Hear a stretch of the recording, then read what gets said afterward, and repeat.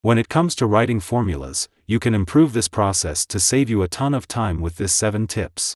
So, let's jump into the first one. I see a lot of my students using insert function dialog box to write their formulas. This is a big mistake, because it is taking more time and it is not very practical because you can't see your data. You need to move this box all the time. You will better learn if you just type in what you want. All the data that you need is here. You can see what is the next argument, and also you can move this box if it is in your way.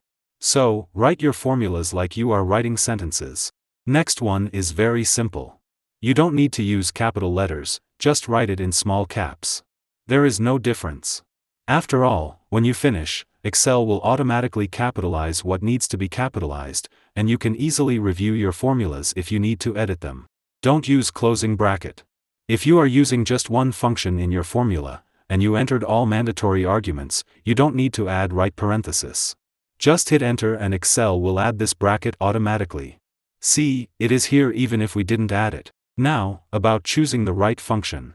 If you don't remember what is the full name of the function, or name of the function is long, you can use Formula Autocomplete option.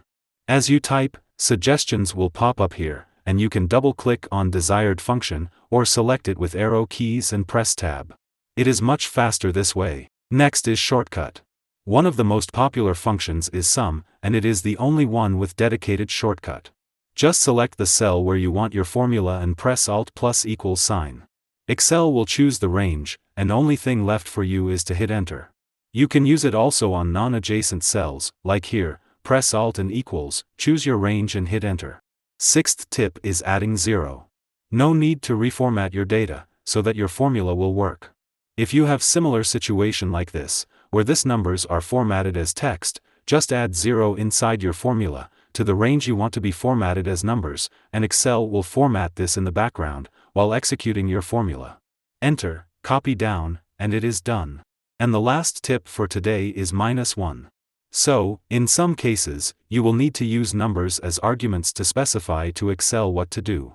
Like here, we want to pull just last names from this column, but we have a problem.